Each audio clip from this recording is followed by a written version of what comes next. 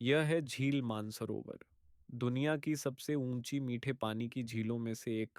4,590 metre की ऊंचाई पर कैलाश पर्वत की गोद में।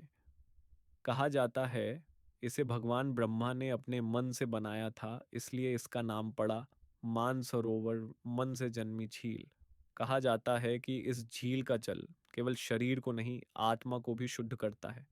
हजारों तीर्थयात्री हर साल यहाँ आते हैं, मानते हैं कि इस झील में स्नान करने से जन्म जन्मांतर के पाप मिट जाते हैं। जो इस जल को पीता है उसे मोक्ष का मार्ग मिलता है। यह वही जल है जहाँ शिव और पार्वती की ऊर्जा आज भी महसूस होती है।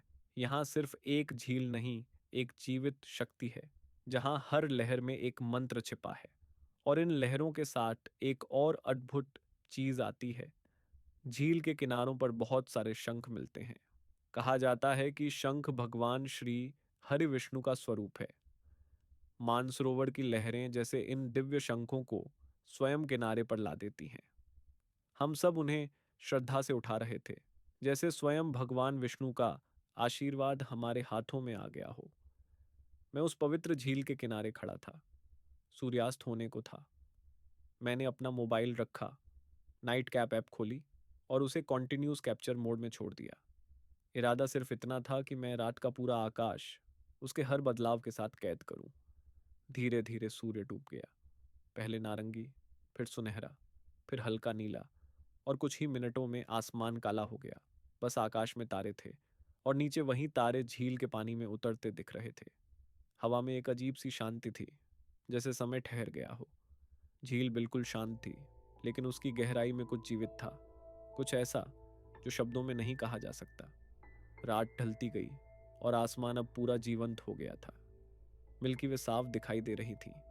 हर कुछ मिनटों में एक उल्का निकलती, आकाश को काटती हुई जाती, और उसका प्रतिबिंब झील पर पड़ता। ऐसा लगता जैसे तारे खुद नीचे उतरकर झील में स्नान करने आए हों। पुराणों में कहा गया है, ब्रह्म मुहूर्त में देवता इस झील में नहाने उतरते हैं।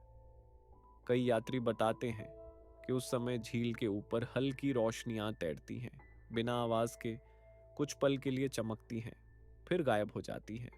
उसे दिव्य ज्योति कहा जाता है। कहा जाता है कि ये सप्तर्षि हैं, या वो आत्माएं जो ध्यान में लीन होकर अब प्रकाश बन गई। मैंने वह सब रिकॉर्ड किया।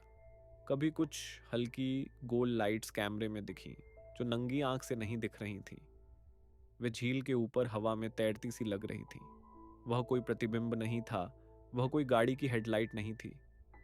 बस एक मौन, एक हल्की चमक, जैसे झील ने खुद आकाश का उत्तर दिया हो।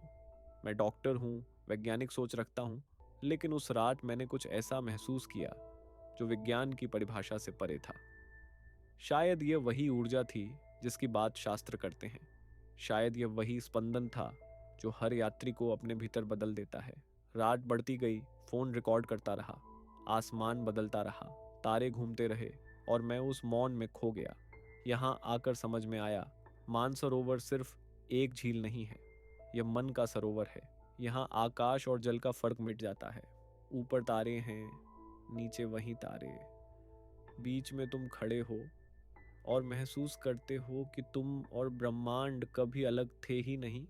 यह वही क्षण था जहां कैमरा भी मौन हो गया और मन भी। हम फिर मिलेंगे अगले वीडियो में बहुत जल्द।